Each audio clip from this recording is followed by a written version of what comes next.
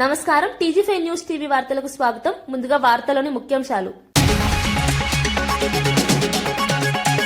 Municipal ఎన్నికల్లో BRS కు 10% సీట్లు రావని కోమటిరెడ్డి సవాల్.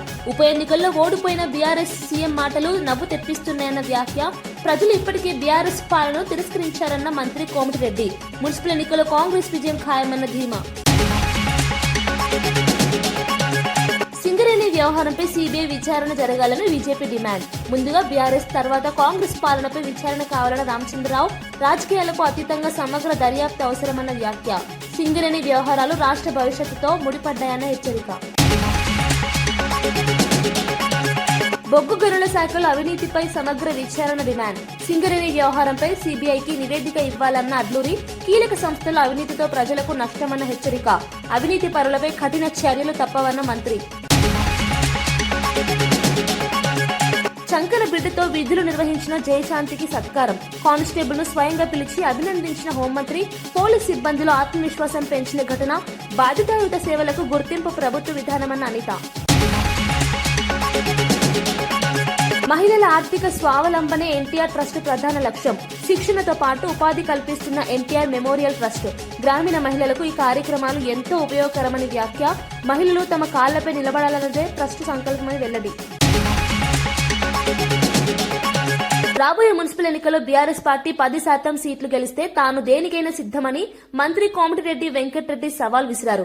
2 సిట్టింగ్ స్థానాల్లో జరిగిన ఉప ఎన్నికల్లో ఒక్క సీటు కూడా గెలవకపోయినా బీఆర్ఎస్ 2 సీఎం అవుతానని కేటీఆర్ చెప్పడం నవ్వు తెప్పిస్తోందని వ్యాఖ్యానించారు. ప్రజలు ఇప్పటికే బీఆర్ఎస్ పాలనను తిరస్కరించారని, కాంగ్రెస్ ప్రభుత్వం ప్రజల పక్షాన నిలబడి పనిచేస్తుందని తెలిపారు. మున్సిపల్ ఎన్నికల్లో కాంగ్రెస్ విజయం ఖాయమని ధీమా వ్యక్తం చేశారు. వాస్తవాలు దాచిపెట్టి మాటల మాయతో ప్రజలను మభ్యపెట్టే ప్రయత్నాలు ఇక సాగవని అన్నారు. ఈ వ్యాఖ్యలు తెలంగాణ రాజకీయాల్లో తీవ్ర చర్చకు దారితీశాయి. మాట్లాడుకుంటూ కేటీఆర్ గారు మాట్లాడుతున్న పోలీసు అధికారులను బెదిరిస్తున్నారు. ఇక 2 ఏళ్ళు అయితే వచ్చేది మా గవర్నమెంటే, మీరు రిటైర్ అయినా మీ సంగతి చూస్తామని. అయ్యా కేటీఆర్, నువ్వు మర్చిపోకు.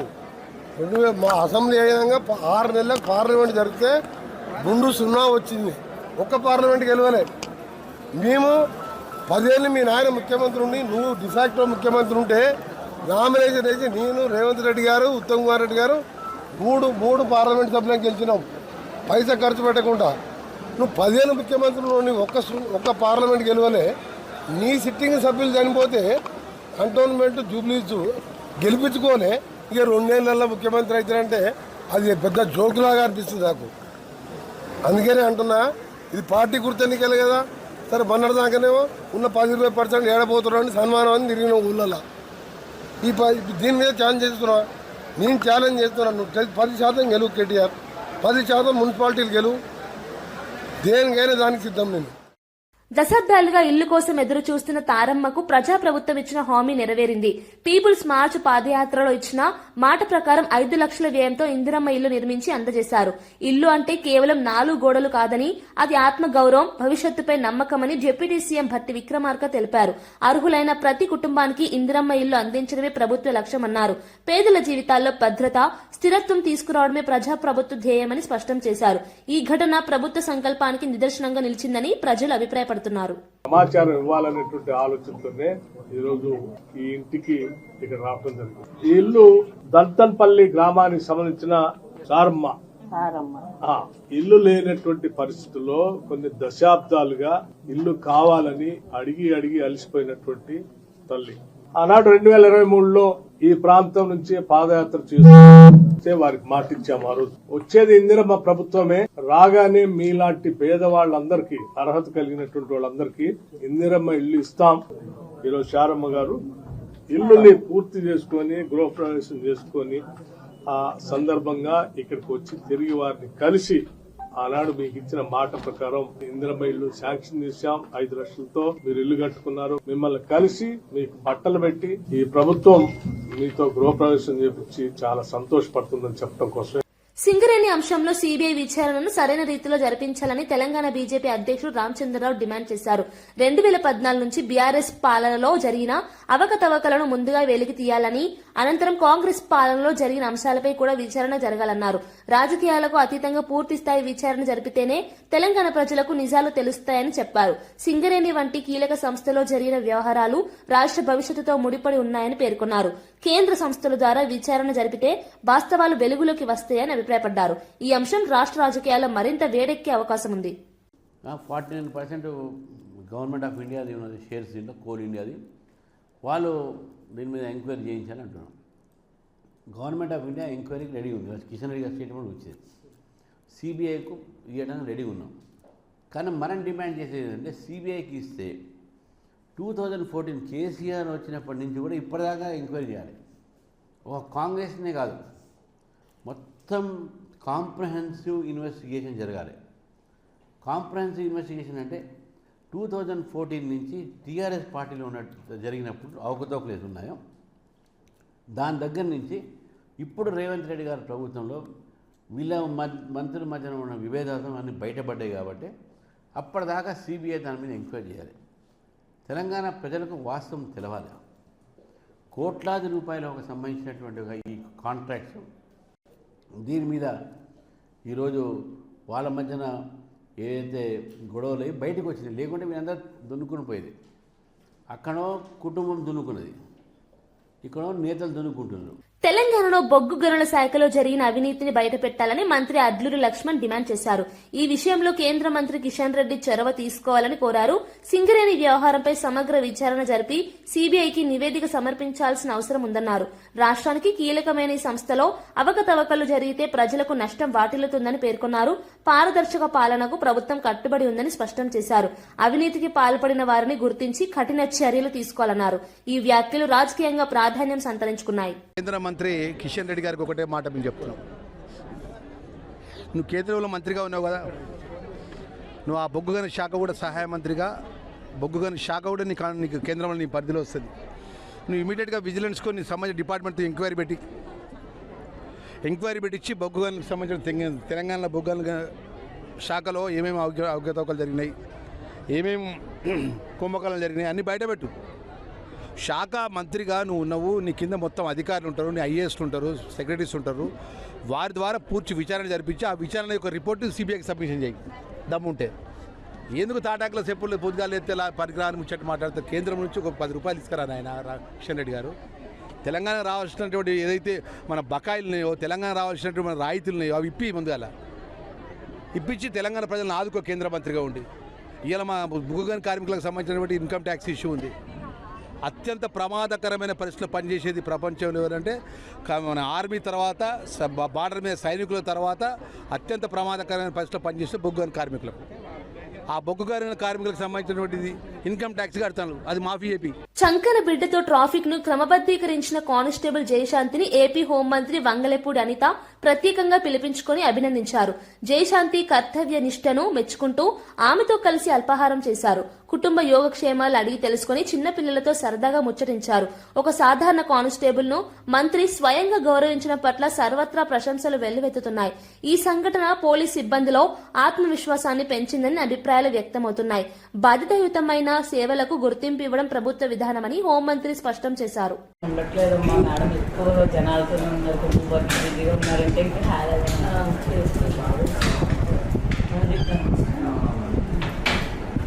హైదరాబాద్లో వచ్చేస్తున్నాడు.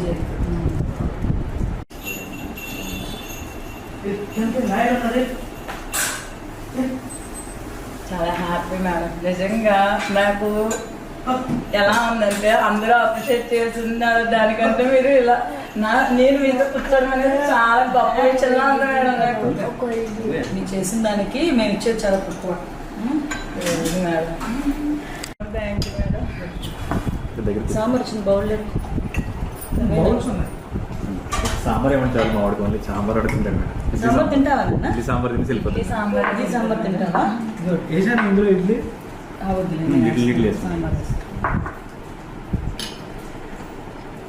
ఏం చదువుతున్నావు నువ్వు ఇప్పుడు? చెప్పినాను చెప్పాను నీకు అన్ని. నేను సానా సతీష్ గారు ఫోన్ చేశాను. చెప్పు ఎవరంటే ఇష్టం? ఎవరు హీరో? ఏ హీరో అంటే ఇష్టం నీకు? పిచ్చి మేడం మా వాడికి. హీరో వస్తారు కదా మేడం, అమ్మ పవన్ కళ్యాణ్ వచ్చేస్తారు అంటున్నారు. వస్తున్నాను నాన్న, వెళ్ళు నాన్న అంటే చూడు చూడు చూడు చూడు. మహిళలకు ఉపాధి, ఆర్థిక స్వావలంబన కల్పించడమే లక్ష్యంగా ఎన్టీఆర్ మెమోరియల్ ట్రస్ట్ విస్తృత కార్యక్రమాలు చేపడుతున్నట్లు ట్రస్ట్ ప్రతినిధులు తెలిపారు. మహిళలకు వివిధ రంగాల్లో శిక్షణ ఇచ్చి ఆ శిక్షణ వృధా కాకుండా వారికే పనిని కల్పించి ఆదాయం కూడా అందిస్తున్నామని వివరించారు. ప్రతి మహిళ ఇతరులపై ఆధారపడకుండా తన కాళ్లపై తాను నిలబడాలన్నదే ట్రస్ట్ ఆలోచనగా పేర్కొన్నారు. గ్రామీణ ప్రాంతాల మహిళలకు ఈ కార్యక్రమాలు ఎంతో ఉపయోగపడుతున్నాయని తెలిపారు. ఇంటి బాధ్యతలతో పాటు ఉపాధి అవకాశాలు లభించడం వల్ల మహిళల్లో ఆత్మవిశ్వాసం పెరుగుతుందన్నారు. సమాజంలో మహిళల పాత్ర మరింత బలపడాలన్నదే ట్రస్ట్ సంకల్పమని స్పష్టం చేశారు. ఈ కార్యక్రమాలు మహిళా సాధికారతకు దోహదపడుతున్నాయని పలువురు అభినందిస్తున్నారు. స్త్రీలకి ఎస్పెషల్లీ స్త్రీలకే మేము అక్కడ వాళ్ళకి ఏది ఇష్టం ఉంటే అది టైలరింగ్ కానీ, బ్యూటీ సెషన్ కానీ, అట్లానే జూట్ బ్యాగ్స్ మేకింగ్, ఎంబ్రాయిడరీ, వాళ్ళకి ఏది అవసరమో అది మేము స్త్రీలకి అందించి ట్రైనింగ్ ఇచ్చి, అదే కాకుండా వాళ్ళు ఖాళీగా ఉండకూడదని, ఎందుకంటే మేము చూసింది ట్రైనింగ్ ఇచ్చిన తర్వాత చాలా మంది స్త్రీలు వాళ్ళ ఇళ్లలో కూర్చుంటున్నారు. వాళ్ళు నేర్చుకుంది ఎట్లా ముందుకి తీసుకెళ్లాలో వాళ్ళకి తెలియక కూడా వాళ్ళు అట్లా ఇంట్లో కూర్చుంటున్నారు. అది ఉండకూడదని మేము వాళ్ళకి ఫోన్ చేసి పిలిపించి మా కుప్పంలో స్కిల్ డెవలప్మెంట్ సెంటర్లో వాళ్ళకి పని ఇచ్చి మేము తిరిగి వాళ్ళు చేసిన పనికి తిరిగి ట్రస్ట్ ద్వారా వాళ్ళకి ఇంత అని డబ్బు వాళ్ళకి అందజేస్తున్నాము. వాళ్ళు చేసిన ప్రతి ఎంబ్రాయిడరీ అవ్వచ్చు, జూట్ బ్యాగ్స్ అవ్వచ్చు, ఏది వాళ్ళు చేశారో వాళ్ళ చేతితో స్త్రీ శక్తి అనేది ఒక స్టోర్ ఇక్కడ నిర్మించాము. తిరుమల శ్రీవారిని కుటుంబ సమేతంగా దర్శించుకున్నారు ఏపీ దేవాదాయ శాఖ మంత్రి ఆనం రామనారాయణ రెడ్డి. ఈ సందర్భంగా రాష్ట్ర అభివృద్ధి సంక్షేమం కోసం విదేశాల పారిశ్రామిక దిగ్గజాలతో సమావేశమై సీఎం రాష్ట్రానికి పెట్టుబడులు తీసుకువస్తున్నారని తెలిపారు. ఆంధ్రప్రదేశ్ ను ఒక గొప్ప ఆధ్యాత్మిక కేంద్రంగా తీర్చిదిద్దడమే ప్రభుత్వ లక్ష్యమని చెప్పారు. వైకుంఠ ఏకాదశి, సంక్రాంతి వంటి పండుగలను హిందూ ధర్మ ఆచారాల ప్రకారం అత్యంత వైభవంగా నిర్వహించామని గుర్తు చేశారు. తిరుమలలో జరగనున్న రథసప్తమి వేడుకలకు టీటీడీ సర్వం సిద్ధం చేసిందన్నారు. అలాగే అరసవల్లిలో రథసప్తమి వేడుకలకు ప్రభుత్వం అన్ని ఏర్పాట్లు పూర్తి చేసిందని తెలిపారు. భక్తులకు ఎలాంటి అసౌకర్యం కలగకుండా చర్యలు తీసుకుంటున్నామని స్పష్టం చేశారు. కుటుంబ సమేతంగా దేవదేవుని యొక్క ఆశీస్సులు తీసుకోవడానికి ఇక్కడికి రావడం జరిగింది. స్వామివారి ఆశీస్సులు, దర్శన భాగ్యం అయిన తర్వాత మరి ఇవాళ మళ్ళీ రాజధానిలో రేపు ఉదయంకంతా రాష్ట్ర ముఖ్యమంత్రి గారు తన యొక్క విదేశీ పర్యటన ముగించుకొని ఆంధ్రప్రదేశ్ రాష్ట్ర అభివృద్ధికి, సంక్షేమం కోసం పెద్ద ఎత్తున పారిశ్రామిక దిగ్గజాలతో ఆయన సమావేశమై రావడం జరుగుతుంది. ఈరోజు ఆంధ్రప్రదేశ్ రాష్ట్రంలో అనేక విధాలుగా అన్ని ఆలయాలు కూడా శోభాయమానంగా ఉన్నాయి. అన్ని ఆలయాల్లో కూడా ఈ కార్యక్రమాలు విజయవంతంగా సాగే విధంగా ఏర్పాట్లన్నీ కూడా చేస్తూ ఉన్నాం. మీరందరూ గమనించారు, వైకుంఠ ఏకాదశి పర్వదినం ఎంత వైభవంగా మన రాష్ట్రంలో జరిగిందో, అదేవిధంగా సంక్రాంతి పండుగ వాతావరణం కూడా మన హిందూ ధర్మ ఆచారాల ప్రకారం సంక్రాంతి పండుగను కూడా చాలా విజయవంతంగా హిందువుల యొక్క మనోభావాలకి దగ్గరగా ఉండే విధంగా అన్ని ఏర్పాట్లు చేసి పండుగ వాతావరణాన్ని కూడా తీసుకురావడం జరిగింది. ఇవాళ రాష్ట్రంలో, దేశంలో ఉన్నటువంటి అనేక మంది తెలుగు వాళ్ళకి ఆంధ్రప్రదేశ్ రాష్ట్రం ఒక ఆధ్యాత్మిక రాష్ట్రంగా, ఒక స్పిరిచువల్ సెంటర్గా అభివృద్ధి చెందాలన్న లక్ష్యంతో మన ముఖ్యమంత్రి శ్రీ చంద్రబాబు నాయుడు గారు కానీ, అలాగే రాష్ట్ర ప్రభుత్వం కానీ నిరంతరం కృషి చేస్తుంది. దానికి తగ్గట్టుగానే అన్ని ఏర్పాట్లు చేస్తుంది. రథసప్తమి ఏర్పాట్లు కూడా అరసవల్లి రథసప్తమి ఏర్పాట్లు కానీ, అలాగే శ్రీ వెంకటేశ్వర స్వామి ఆలయం తిరుమలలో జరిగే రథసప్తమి ఏర్పాట్లకి సూర్యాపేట జిల్లా పాలకవీడు మండలంలోని జాన్ పహాడ్ ఎత్తిపోతల పథకం విస్తరణ పనులకు సవరించిన అంచనాలకు రాష్ట్ర ప్రభుత్వం పరిపాలన అనుమతి మంజూరు చేసింది. ఈ పథకం ద్వారా సాగునీటి సమస్యకు శాశ్వత పరిష్కారం లభిస్తుందని అధికారులు తెలిపారు. పథకం విస్తరణతో ఆయకట్టు విస్తీర్ణం పెరిగి రైతులకు మేలు చేకూరుతుందని వెల్లడించారు. గతంలో పరిమిత ప్రాంతాలకి నీరు అందుతుండగా ఇప్పుడు మరిన్ని గ్రామాలకు సాగునీరు అందనున్నట్లు తెలిపారు. రైతుల ఆదాయం పెంచడమే లక్ష్యంగా ప్రభుత్వం నిర్ణయం తీసుకుందని పేర్కొన్నారు. ఎత్తిపోతల పథకాలు గ్రామీణ ఆర్థిక వ్యవస్థకు ఊతమిస్తాయని నిపుణులు అభిప్రాయపడుతున్నారు. ఈ నిర్ణయంతో స్థానిక రైతులు ఆనందం వ్యక్తమవుతోంది.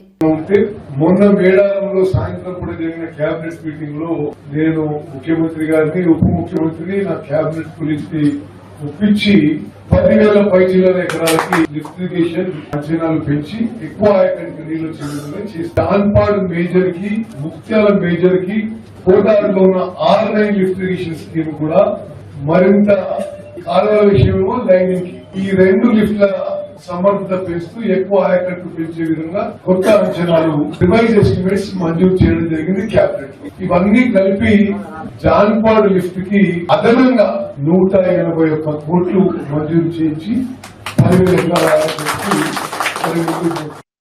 రైతులు పట్టణ వాసులకు ఉపయోగపడేలా జాతీయ స్థాయిలో ఉద్యాన వ్యవసాయ ప్రదర్శనలు ఏర్పాటు చేయాలని వ్యవసాయ శాఖ మంత్రి తుమ్మల నాగేశ్వరరావు సూచించారు. ఆధునిక వ్యవసాయ పద్ధతులు, కొత్త సాంకేతికత రైతులకు చేరాలంటే ఈ తరహా ప్రదర్శనలు అవసరమన్నారు. ఉద్యాన పంటల ద్వారా రైతులకు అధిక ఆదాయం వచ్చే అవకాశాలున్నాయని తెలిపారు. పట్టణ ప్రజలకు కూడా వ్యవసాయ ఉత్పత్తులపై అవగాహన పెరుగుతుందని చెప్పారు. రైతు, వినియోగదారుల మధ్య నేరుగా అనుసంధానం ఏర్పడితే మధ్యవర్తుల వ్యవస్థ తగ్గుతుందని అభిప్రాయపడ్డారు. ప్రభుత్వం వ్యవసాయ రంగ అభివృద్ధికి అన్ని విధాలుగా సహకరిస్తుందన్నారు. ఈ ప్రదర్శనలు రాష్ట్ర వ్యవసాయానికి కొత్త దిశ చూపుతాయని పేర్కొన్నారు. రైతాంగం తీసుకుంటుంది. అందుకని ఈ భారతదేశంలోనికి ఉన్నటువంటి అన్ని రకాల పండ్ల చెట్లని ఈ రోజున మెకడమియా కావచ్చు, ఆర్గానట్ కావచ్చు, నట్మగ్ కావచ్చు, రైతుకి లాభం వచ్చేటటువంటి పంటలు కూడా మన దేశంలో పండించుకునే అవకాశం వచ్చింది. కాబట్టి ప్రపంచ దేశాల్లో ఏ పంట పండినా ఆ పంటను పండించేటటువంటి వాతావరణం మన దగ్గర ఉంది. కాబట్టి ఇటువంటి నర్సరీలు రైతాంగానికి, అదేవిధంగా పట్టణవాసులకు ఉపయోగపడాలని, దీన్ని విజయవంతం చేయాలని చెప్పి ఖలీద్ గారి యొక్క ప్రయత్నానికి అందరూ సహకరించాలని చెప్పి మీకు ప్రత్యేకంగా విజ్ఞప్తి. వైసీపీ పాలనలో షిరిడీ సాయి ఎలక్ట్రికల్స్ కంపెనీ ద్వారా ట్రాన్స్ఫార్మర్ల కొనుగోలులో భారీ అవినీతి జరిగిందని మాజీ ఐపీఎస్ అధికారి ఏబీ వెంకటేశ్వరరావు ఆరోపించారు. ఈ వ్యవహారంపై సమగ్ర విచారణ జరిపించాలని ఆయన డిమాండ్ చేశారు. ప్రభుత్వ నిధులు దుర్వినియోగమయ్యాయన్న ఆరోపణలు తీవ్రమని పేర్కొన్నారు. ట్రాన్స్ఫార్మర్ల కొనుగోలులో నాణ్యత ప్రమాణాలు పాటించలేదని విమర్శించారు. ఈ వ్యవహారంపై విచారణ జరిపితే కీలక నిజాలు బయటపడతాయని తెలిపారు. విద్యుత్ రంగం ప్రజల జీవనంతో ముడిపడి ఉన్నందున అవినీతికి తావు ఉండకూడదన్నారు. బాధ్యులపై కఠిన చర్యలు తీసుకోవాలని ఆయన కోరారు. ఇది ఇన్కరెక్టా అని చెప్పి డిస్కామ్లు చెప్పమని చెప్తున్నాం. ఇది ఇన్కరెక్టా, ఇది ఇన్కరెక్టా, ఇది ఇన్కరెక్టా, ఇది ఇన్కరెక్టా. 10 మంది సప్లయర్లు ఉన్న ట్రాన్స్ఫార్మర్ల సప్లైని ఇవాళ ఒకే ఒక కంపెనీకి మీరు లిమిట్ చేస్తున్నారు. మిగిలిన 9 మంది ఏమైపోవాలి? ఇట్లా ఒక్క షిరిడీ సాయి కంపెనీకి 82,000 ట్రాన్స్ఫార్మర్లు మీరు ఆర్డర్ ఇచ్చి మిగిలిన కంపెనీలని మూతపడేలాగా చేస్తున్నామంటే నార్ల తాతారావు గారు లాంటి మనిషి అయితే పొరపాటును కూడా దాన్ని జరగనిచ్చేవాడు కాదు. రేపటి వసంత పంచమి పర్వదినాన్ని పురస్కరించుకుని ప్రముఖ పుణ్యక్షేత్రం బాసర శ్రీ జ్ఞాన సరస్వతి అమ్మవారి ఆలయంలో అన్ని ఏర్పాట్లు పూర్తి చేసినట్లు ఆలయ అధికారులు తెలిపారు. భక్తులకు ఎలాంటి అసౌకర్యం కలగకుండా ప్రత్యేక ఏర్పాట్లు చేపట్టామని వెల్లడించారు. ఈ సందర్భంగా దేవాదాయ శాఖ మంత్రి కొండా సురేఖ అమ్మవారికి పట్టు వస్త్రాలు సమర్పించనున్నట్లు తెలిపారు. వసంత పంచమి సందర్భంగా పెద్ద సంఖ్యలో భక్తులు తరలివచ్చే అవకాశం ఉండటంతో క్యూ లైన్లు, భద్రత, ప్రసాద వితరణ వంటి అంశాలపై ప్రత్యేక దృష్టి పెట్టామని అధికారులు పేర్కొన్నారు. విద్యార్థులు, తల్లిదండ్రులు పెద్ద ఎత్తున అమ్మవారి దర్శనానికి రానున్న నేపథ్యంలో ఆలయ పరిసరాల్లో ట్రాఫిక్ నియంత్రణ చర్యలు కూడా చేపట్టారు. అమ్మవారి ఆశీస్సులతో విద్యాభివృద్ధి కలగాలని భక్తులు ఆకాంక్షిస్తున్నారు. అక్షరాభ్యాస కార్యక్రమం ప్రారంభమవుతుంది. 3 గంటల నుండి కూడాను సాయంత్రం 6 గంటల వరకు ఈ కార్యక్రమం నిర్వహించబడుతుంది. 23వ తారీఖు సాయంత్రం 6:30 నుండి అమ్మవారి సన్నిధిలో 108 వీణలతోటి వీణా కార్యక్రమం కూడా ఉన్నదండి. భక్తులు అధిక సంఖ్యలో వచ్చి అమ్మవారిని దర్శనం చేసుకుని అమ్మవారి పాత్రలు కాగలరని కోరలేదు. హైదరాబాద్ క్రికెట్ అసోసియేషన్ యువ క్రికెటర్ల జీవితాలతో చెలగాటమాడుతోందని తెలంగాణ క్రికెట్ అసోసియేషన్ తీవ్ర ఆరోపణలు చేసింది. తెలంగాణ ప్రీమియర్ లీగ్ నిర్వహించే అధికారం కేవలం టీసీఏకే ఉందని స్పష్టం చేసింది. హెచ్సీఏకి ఈ లీగ్ నిర్వహించే హక్కు లేదని పేర్కొంది. యువ క్రికెటర్ల భవిష్యత్తును దృష్టిలో పెట్టుకుని వ్యవహరించాలని డిమాండ్ చేశారు. అధికారం లేని లీగ్లతో క్రీడాకారులు మోసపోయే ప్రమాదం ఉందని హెచ్చరించింది. తెలంగాణలో క్రికెట్ అభివృద్ధికి సరైన వ్యవస్థ అవసరమని అభిప్రాయపడింది. ఈ అంశంపై క్రీడా శాఖ తక్షణమే జోక్యం చేసుకోవాలని కోరింది. 2 సంఘాల మధ్య వివాదం క్రికెట్ వర్గాల్లో చర్చనీయాంశంగా మారింది. ఎందుకు లేదు, డబ్బులన్నీ ఎక్కడ పోయినాయి, కేసులు ఎందుకు అవుతున్నాయి? ఇవాళ అండర్ 23 టీమ్ వేసారు. కూచ్ బిహార్, విజయ్ హజారే, ఈసీసీఐకి సంబంధించిన టోర్నమెంట్లు. ఈ ప్లేయర్లు ఎందుకు పికప్ చేయాలి? మీరు తెలంగాణ డెవలప్ చేస్తామంటారు కదా, వరుస పెట్టి వందలు కొట్టే ప్లేయర్లు మీకు కనబడతలేరా? ఈ పరిస్థితుల్లో కూడా హైదరాబాద్ క్రికెట్ అసోసియేషన్ ఫర్దర్ గా జిల్లాల్లో మూవ్ కావడానికి వీల్లేదు. అది బీసీసీఐ చెప్తుంది. బీసీఐకి ఆల్రెడీ కంప్లైంట్ చేసినాము. సెలక్షన్ మీ కమిటీ మీద పర్ఫార్మెన్స్ లేని వాళ్ళందరినీ సెలెక్ట్ చేయమని ప్రెజర్ పెట్టడము క్రిమినల్ చర్య అవుతుంది. Forever for miss universe India 2025 కిరీటాన్ని దక్కించుకున్న డాక్టర్ సుజనాదేవిని కాకినాడ రంగరాయ వైద్య కళాశాలలో ఘనంగా సన్మానించారు. ఈ సందర్భంగా కళాశాల అధ్యాపకులు, విద్యార్థులు ఆమెకు అభినందనలు తెలిపారు. విద్యను అభ్యసిస్తూ జాతీయ స్థాయిలో అందాల పోటీలో విజయం సాధించడం గర్వకారణమని పలువురు పేర్కొన్నారు. యువతకు ఆమె స్ఫూర్తిదాయక వ్యక్తిగా నిలుస్తుందన్నారు. కష్టపడి సాధించిన ఈ విజయం అనేక మందికి ప్రేరణగా మారుతుందని అభిప్రాయపడ్డారు. సన్మాన కార్యక్రమంలో డాక్టర్ సుజనాదేవి తన అనుభవాలను పంచుకున్నారు. లక్ష్యంపై నమ్మకం, క్రమశిక్షణ ఉంటే ఏదైనా సాధ్యమని ఆమె పేర్కొన్నారు. ఈ కార్యక్రమం విద్యార్థుల్లో ఉత్సాహం నింపింది. సపోర్ట్ నాకెప్పటికీ ఉంది. దానికోసం మీ అందరికీ, కాకినాడ ప్రజలకి, ఆంధ్రప్రదేశ్ ప్రజలకి, ఇండియా మొత్తానికి నా హృదయపూర్వక కృతజ్ఞతలు. నాకు ఈరోజు చాలా గర్వంగా ఉంది. ఎందుకంటే రంగరాయ మెడికల్ కాలేజ్ అంటే అది కాలేజ్ ఒకటే కాదు, అది నా గౌరవం, అది నా గుర్తింపు. నా గురువులు అందరూ అక్కడే ఉన్నారు. మా ప్రిన్సిపల్ సార్ డాక్టర్ విష్ణువర్ధన్ గారు, మా teachers, vice principal doctor Shashi madam సత్కరించారు నన్ను. అది చాలా ప్రౌడ్ మూమెంట్ నాకు. వాళ్ళు ఎన్నో రకంగా నాకు discipline, determination, confidence, social service ఇలాంటివన్నీ నేర్పించారు. నంద్యాల జిల్లా సిరివెల్లమెట్ట వద్ద ఇటీవల జరిగిన ఘోర రోడ్డు ప్రమాదానికి సంబంధించిన దృశ్యాలు తాజాగా వెలుగులోకి వచ్చాయి. ప్రైవేటు బస్సు టైరు పేలి లారీని ఢీకొట్టడంతో జరిగిన ఈ ప్రమాదంలో 3 సజీవ దహనమైన విషయం తెలిసిందే. ప్రమాద తీవ్రతను చూపించే వీడియోలు సోషల్ మీడియాలో వైరల్ అవుతున్నాయి. ప్రమాదం జరిగిన వెంటనే బస్సు మంటలో చిక్కుకున్న దృశ్యాలు హృదయ విదారకంగా ఉన్నాయి.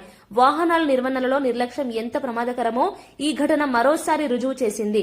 పోలీసులు ఈ ప్రమాదంపై ఇప్పటికీ కేసు నమోదు చేసి దర్యాప్తు కొనసాగిస్తున్నారు. రహదారి భద్రతపై మరింత కఠిన చర్యలు తీసుకోవాలని ప్రజలు డిమాండ్ చేస్తున్నారు.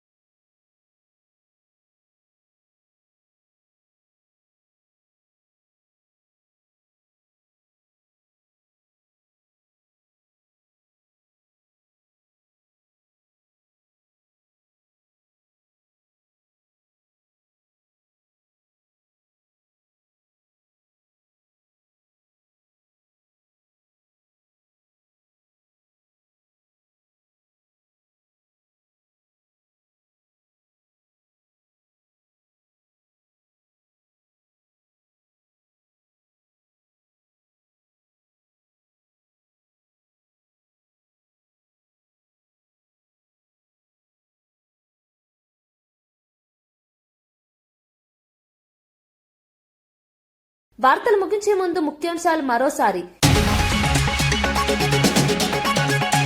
మున్సిపల్ ఎన్నికల్లో బీఆర్ఎస్ కు 10% సీట్లు రావని కోమటిరెడ్డి సవాల్. ఉప ఎన్నికల్లో ఓడిపోయిన బీఆర్ఎస్ సీఎం మాటలు నవ్వు తెప్పిస్తున్నాయన్న వ్యాఖ్య. ప్రజలు ఇప్పటికే బీఆర్ఎస్ పాలనను తిరస్కరించారన్న మంత్రి కోమటిరెడ్డి. మున్సిపల్ ఎన్నికల్లో కాంగ్రెస్ విజయం ఖాయమన్న ధీమా.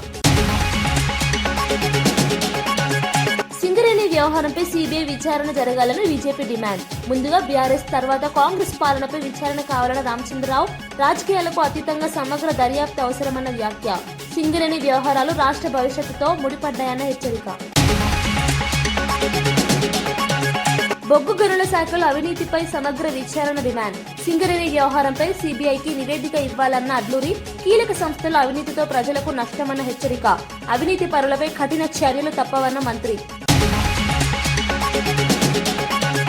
చంకన బిడ్డతో విధులు నిర్వహించిన జయశాంతికి సత్కారం. కానిస్టేబుల్ ను స్వయంగా పిలిచి అభినందించిన హోంమంత్రి. పోలీస్ సిబ్బందిలో ఆత్మవిశ్వాసం పెంచిన ఘటన. బాధ్యతాయుత సేవలకు గుర్తింపు ప్రభుత్వ విధానమన్న అనిత. మహిళల ఆర్థిక స్వావలంబనే ఎన్టీఆర్ ట్రస్ట్ ప్రధాన లక్ష్యం. శిక్షణతో పాటు ఉపాధి కల్పిస్తున్న ఎన్టీఆర్ మెమోరియల్ ట్రస్ట్. గ్రామీణ మహిళలకు ఈ కార్యక్రమాలు ఎంతో ఉపయోగకరమని వ్యాఖ్య.